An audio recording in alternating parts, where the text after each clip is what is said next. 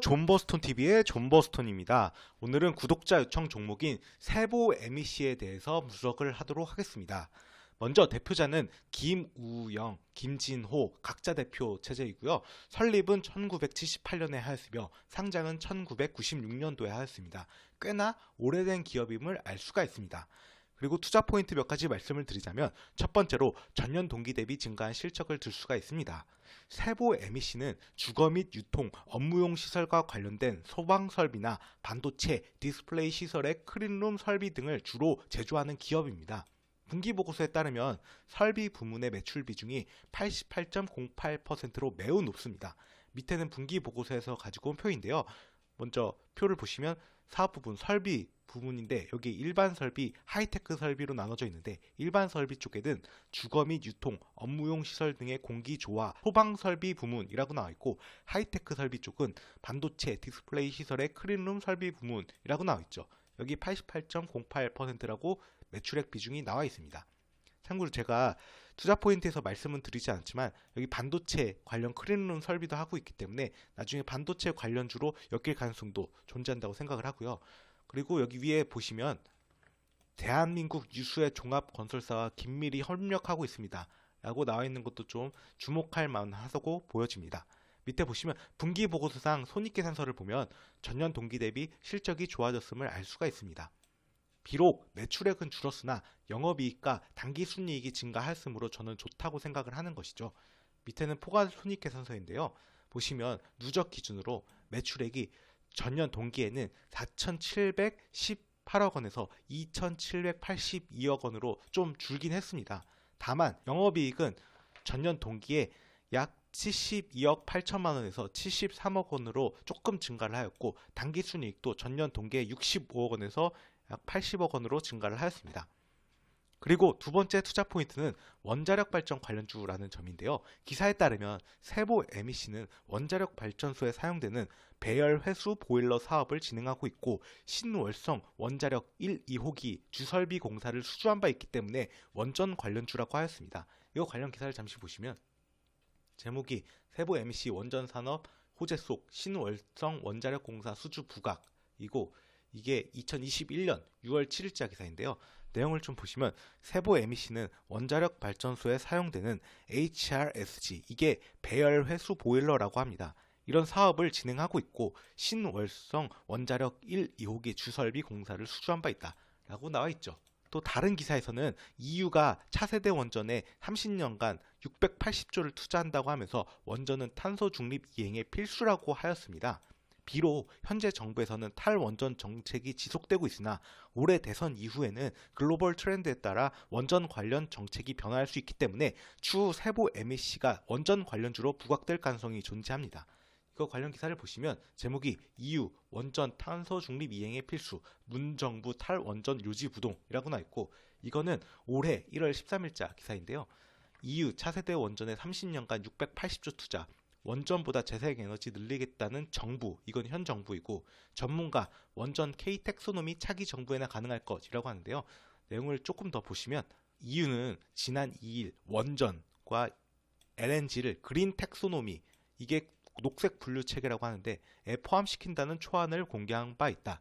그린 텍소노미는 온실가스 감축, 기후위기 해소 등에 기여하는 경제활동을 친환경으로 분류해 자금을 유치할 수 있도록 마련한 일종의 기준이다 라고 나와 있는데 밑에 또 보시면 환경장관이 EU 그린 텍소노미 방향에 따라 올해 중 원전을 K-텍소노미에 개정하는 것을 검토하겠다고 했지만 이 역시 현 정부에서는 어렵고 차기 정부에서나 가능할 일이라고 내다봤다 라고 여기 나와 있죠. 그리고 세 번째 투자 포인트는 부동산 정책 수혜 가능성 존재한다는 점인데요. 유력 대선 후보들이 대부분 부동산 공급 확대를 공약으로 내걸고 있기 때문에 부동산 정책에 따라 세보 MEC의 주가가 움직일 가능성도 존재한다고 생각을 하는데요. 그래서 위에 다시 보시면 여기 당사는 기계설비 부문에 특화된 전문 건설업체로서 기계설비와 관련된 제반 면허와 장비를 보유하고 있으며 우수한 기술 인력과 시공 경험을 바탕으로 한 품질 시공으로 대한민국 유수의 종합건설사와 긴밀히 협력하고 있습니다. 라고 나와 있죠. 그래서 제가 여기 부동산 정책 추세 가능성 존재한다고 얘기를 한 거고요. 기사에 따르면 구체적인 내용은 다르지만 이재명 및 윤석열 후보가 용적률 500%로 상향하여 주택 공급 물량을 확대하겠다고 하였습니다. 이거 관련 기사를 보시면 제목이 같은 용적률 500%인데 이재명은 4종 주거, 윤석열은 준주거의 차이는? 라고 하는데 이게 1월 15일자 기사이고요. 이재명 더불어민주당 대선 후보와 윤석열 국민의힘 대선 후보가 재건축을 활성화하겠다며 내세운 부동산 공약에 등장하는 용적률이다. 이게 500%라는 거죠. 그런데 이름이 다르다. 이 후보는 현재 관련 법에 없는 4종 일반 주거 지역을 신설하겠다고 했고 윤 후보는 주거 지역 일부를 준주거 지역으로 상향해야 한다는 입장이다.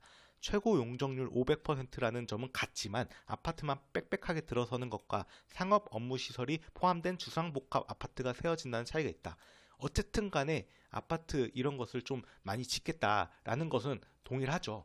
그리고 다른 기사에서는 안철수 후보는 5년간 청년 안심주택 50만 가구를 포함해 250만 가구를 공급하겠다는 공약을 밝힌 바 있는데요. 이거 기사를 보시면 제목이 안철수 미친 집값, 미친 전셋값, 미친 세금, 문정부 완전 실패라고 나와 있고 이거는 1월 11일자 기사인데요. 내용을 좀 보시면 안 후보는 현 정부가 재건축, 재개발을 틀어막았다며 저는 점진적 허용이 필요하다고 본다고 말했다. 또 5년간 청년 안심주택 50만 가구를 포함해 250만 가구를 공급하겠다는 공약도 밝혔다라고 나와 있죠. 그러니까 전체적으로 부동산 공급 확대하라는 거는 동일합니다. 그리고 제가 생각한 리스크 포인트 및 예상 반론은 아래와 같습니다. 2020년도보다 실적이 잘 나온다고 해도 현재 주가 구간이 2020년도 대비 높은 구간인데 이에 대해서는 어떻게 생각하나? 이에 대한 저희 답변으로는 네이버 금융을 보면 2021년도 전체 실적은 2018년도보다는 낮고 2019 및 2020년도보다는 높을 가능성이 높다고 저는 생각합니다. 다만 위에서 언급한 원전 및 부동산 정책 관련 모멘텀이 남아있기 때문에 현재 주가에서는 우상향할 가능성이 더 높다고 생각을 합니다. 밑에는 네이버 금융인데요. 영업이익만 보시면 아까 2021년도는 보셨듯이 2020년도 전년 동기 대비 일단 이 영업이익이 여기보다는 높은 상태이고 여기 2019년도는 마이너스죠. 그런데 2018년도는 280억이니까 제 생각엔 280억 이상은 2021년도에 달성하기는 좀 어렵다라고 생각을 합니다. 그리고 차트를 같이 보시면 일단 2018년도가 이 정도 주가 구간인데요. 현재 2018년도보다는 주가 구간이 지금 낮은 상태죠. 보시면 말이죠. 대신에 2020년도는 여기서부터 여기까지니까 여기보다는 살짝 높은 상태라고도 볼 수는 있는데 거의 비슷한 그런 상태입니다. 아까 보셨듯이 매출액이 조금 감소를 했고 영업이익이랑 당기순이익이 조금 증가한 상태이기 때문에 뭐 이 주가 구간에 현재 있는 거는 그럴 수 있다라고 생각을 하는데 아까 말씀드린 여러 가지 모멘텀으로 인해서 저는 우상향할 가능성이 더 높다라고 생각을 합니다. 이상으로 앞서 언급드린 투자 포인트를 요약하자면 다음과 같습니다. 첫째, 전년 동기 대비 증가한 실적. 둘째, 원자력 발전 관련주. 셋째, 부동산 정책 수혜 가능성 존재입니다. 이상으로 세보 MEC에 대한 기업 분석 영상을 마치도록 하겠습니다. 시청해주셔서 감사합니다. 여러분의 구독과 좋아요는 영상 제작에 큰 힘이 됩니다.